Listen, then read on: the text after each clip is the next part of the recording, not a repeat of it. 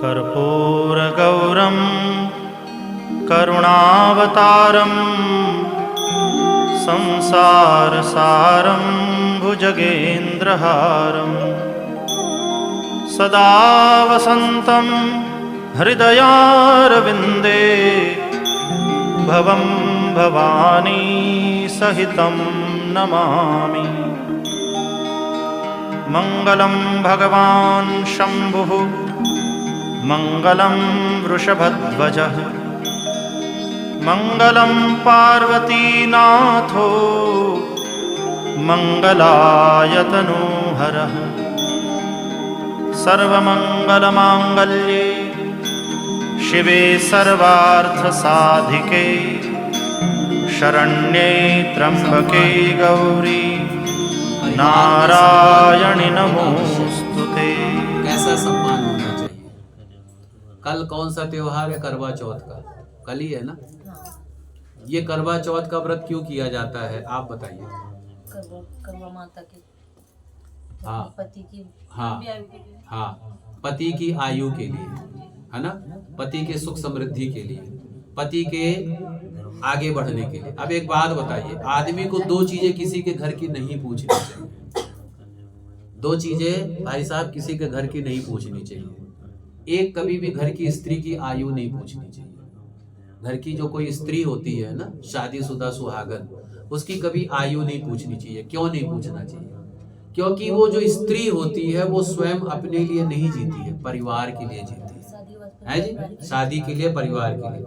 अब मैं कभी कभी सोचता हूँ कि अगर मैं लड़की होता तो मुझे कितना कष्ट झेलना पड़ता। कभी कभी सोचता हूँ कि लड़की का जीवन कितना, मतलब दो दो घर संभालना पड़ता है जी। एक घर तो माता पिता का, माता पिता के घर में जन्म हुआ, पली बड़ी, पढ़ाई लिखाई किया, और पढ़ाई लिखाई करके फिर दूसरा घर पति का घर। अब एक बात आप सोचो, मैं एक त्याग की बात बता रहा हूँ आपके लिए, जो हमारी बहनें त्याग करती, हमारी माताएं बहनें जो त्याग करती, उसके ऊपर की बात बता रहा हूँ। एक लड़की है, पढ़ने लिखने में स्कूल जाती है, कॉलेज जाती है, स्कूटी पे घूमना और जो है घूमना टहलना, और मतलब कि परिवार में हंसी खुशी। अचानक एक दिन जी ऐसा होता जी, तुम्हारा रिश्ता तय कर दिया गया है।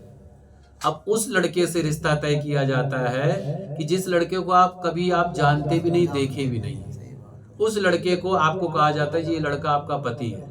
अब सोचिए एक बार, तो कितना बड़ा त्याग होता। दूसरी बात, वो जब लड़की जाती है शादी करके पति के घर में, तो वहां उस घर को अपना बना लेती है जी, पति के परिवार को अपना परिवार बना लेती है, सब कुछ।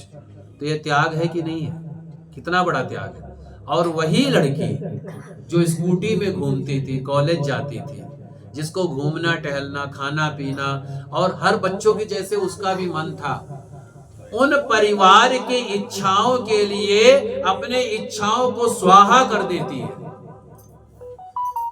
वो अगर कपड़े पहने, अरे हमारे बहू ऐसे कपड़े पहन रही है, क्यों भैया?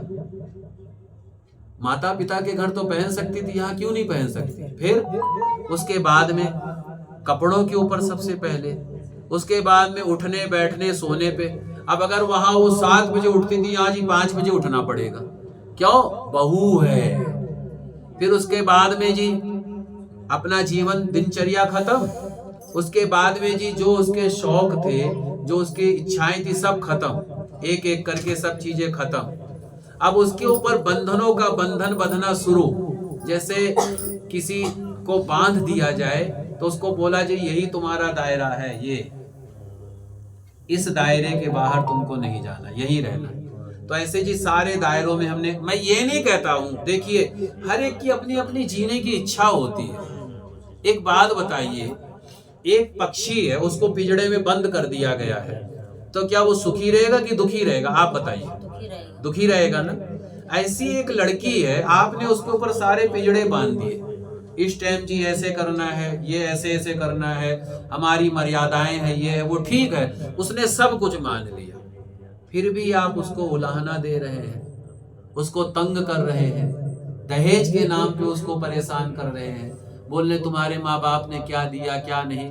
अरे एक बात देखो, जिसने अपने कलेजे का टुकड़ा निकाल के दे दिया है, उससे बड़ा क्या धन होगा भैया, है? जब महाराजा जनक जी जब सीता माता का विदाई कर रहे थे, सीता माँ से विवाह करके जब विदाई था, तो दशरथ जी से कहा कि हम आपको कुछ नहीं दे सके।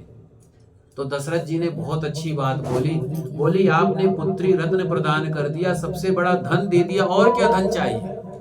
तो मैं दहेज लोभियों के लिए कहना चाहता हूँ, भैया सबसे बड़ा दहेज जो है बहू होती है, स्त्री होती है, दुल्हन होती है, ना कि उसका धन होता है। धन तो आप 1 साल में खर्चा हो जाएगा, 2 साल में खर्चा हो जाएगा, 3 साल में खर्चा हो जाएगा।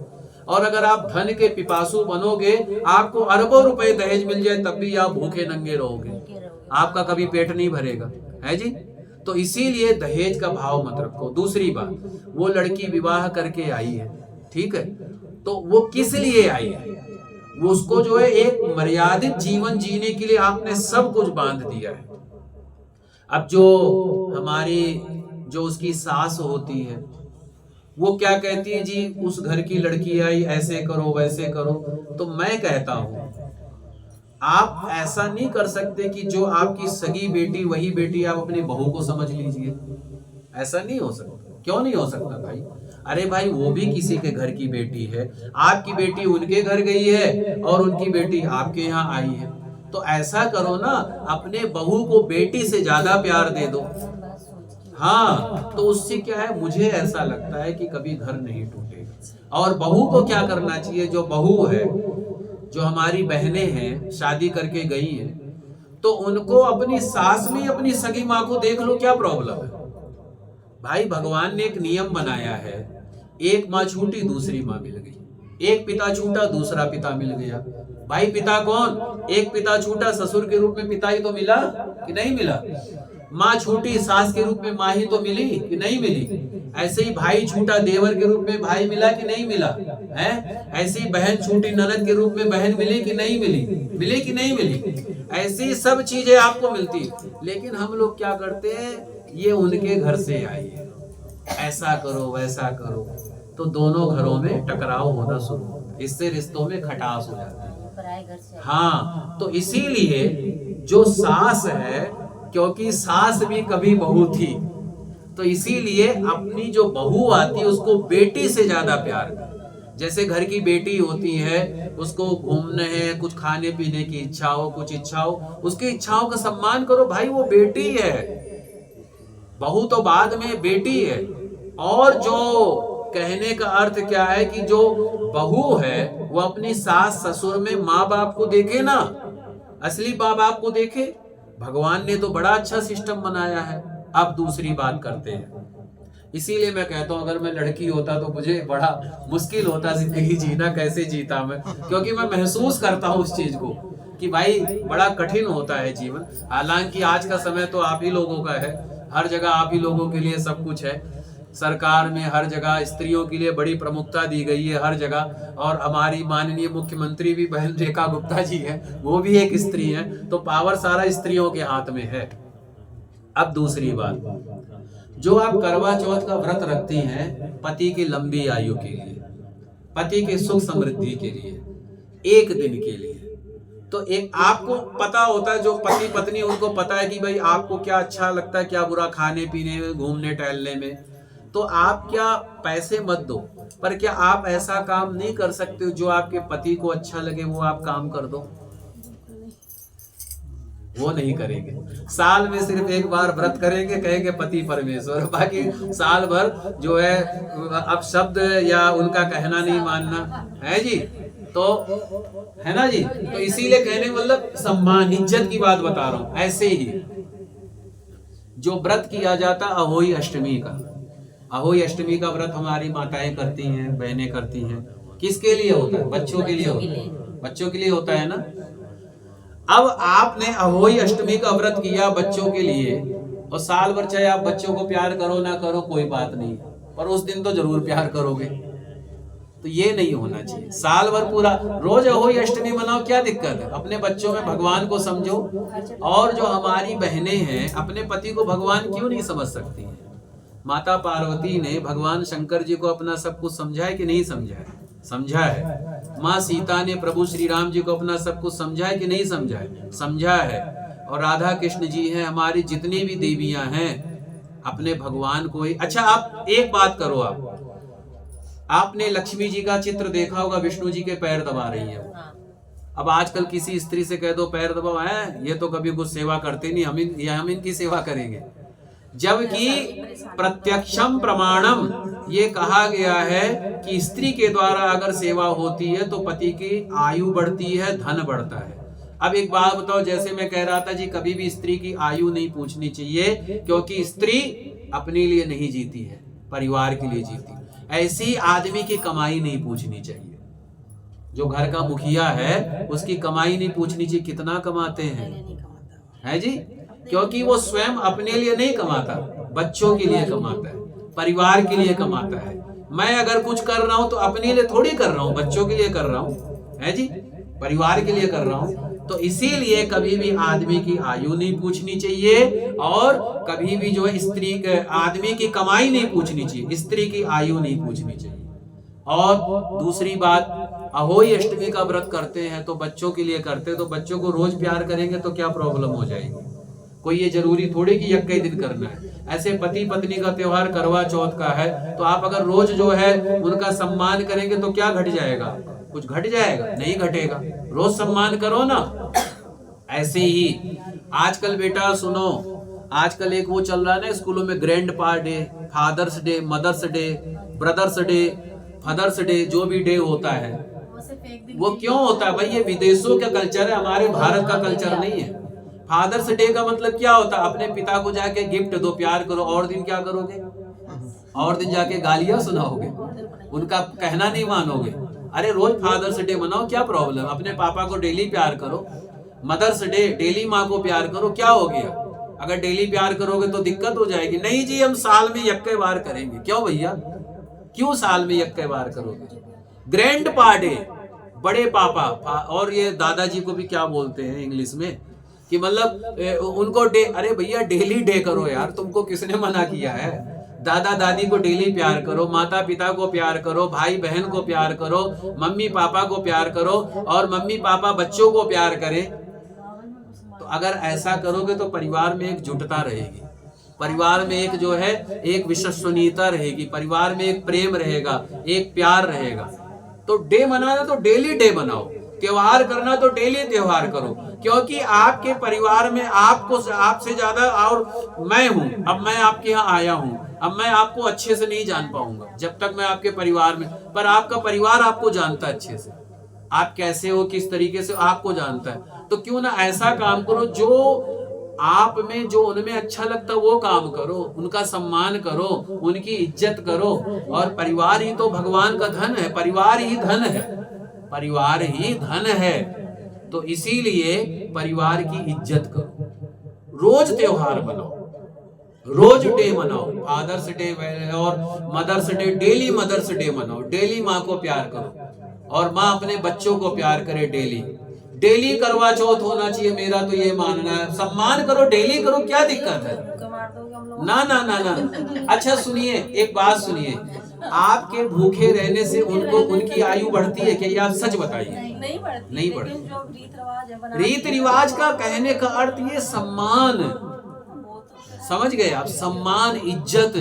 रीत रिवाज का अर्थ ये है आपके भूखे रहने से उनकी आयु नहीं बढ़ती। हाँ, व्रत एक जगह है, व्रत आप अपनी इच्छा से कर रहे हैं, लेकिन आपके व्यवहार से उनकी आयु बढ़ती है, आपके शब्दों से उनकी आयु बढ़ती है, आपके आचार विचार से उनकी आयु बढ़ती है, आपकी सेवा से उनकी आयु बढ़ती है, ना कि आपका एक दिन का व्रत करने से। मैं व्रत के पक्ष में हूं, मैं कहता हूं व्रत करो, लेकिन व्रत से ज्यादा इज्जत करना सीखो, सम्मान करना सीखो। एक दूसरे का जब इज्जत करोगे, सम्मान करोगे, प्यार करोगे, आदर करोगे, सत्कार करोगे, तब क्या कोई घर टूट सकता है?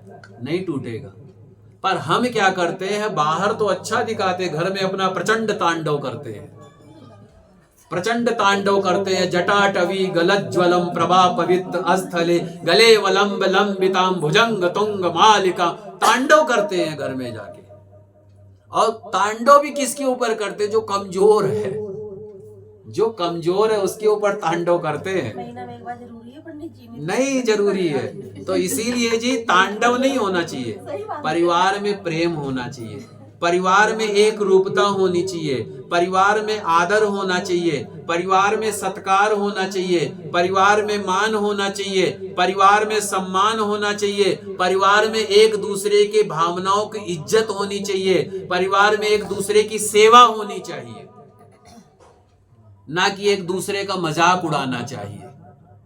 माँ बाप है, बच्चों से उम्मीद करते बच्चा हमें कमा के देगा, बच्चा उम्मीद माँ बाप से करता बाप की संपत्ति मेरी, मेरी संपत्ति सिर्फ मेरी। ऐसा नहीं होना चाहिए, ऐसा नहीं होना चाहिए। आप प्रयास करो अपने द्वारा अपने माँ बाप की सेवा करो, और माँ बाप को भी कभी ये भूल नहीं करना चाहिए मेरा बेटा कैसे बोलूं। नहीं भैया नहीं, आज का जमाना बहुत तेज है, जो बोलोगे तुरंत पाओगे। इज्जत करना सीखो, दोनों तरफ से इज्जत होनी चाहिए। एक तरफ से होगा तो एक तरफा प्यार जैसे टिकता नहीं है, वैसी एक तरफ की इज्जत कभी नहीं टिकती है। तो प्रयास दोनों तरफ से होना चाहिए। तो अच्छा दोनों को होना चाहिए, एक अच्छा नहीं होना चाहिए। और दोनों अच्छा कैसे रहोगे? जब आप अपने में परिवर्तन लाओगे, आप अपने में व्यवहार अच्छा रखोगे, तभी जो है दोनों तरफ से प्यार होगा। क्योंकि वो भी देख रहा है भैया आप कैसा कर रहे हैं। अभी मैं ही हूँ, मैं अपने बच्चे से कह दूं जी 5 बजे उठ जाओ, और मैं उठ रहा हूँ 100 बजे, 10 बजे सो के उठ रहा हूँ, कहेगा कमाल है यार, ये तो 10 बजे सो के उठते हैं, आपको कहते 5 बजे। पर अभी मैं बगैर कहे हुए कुछ नहीं कहूंगा परिवार से, 5 बजे उठ गया जी, उठ के अपना काम धंधा किया, नहाया धोया, पार्क में गया, सब भगवान का पूजा पाठ किया, सब काम किया। अरे 2 महीना देखेगा, 3 महीना, 4 महीना, 6 महीना, साल भर अपने आप हो।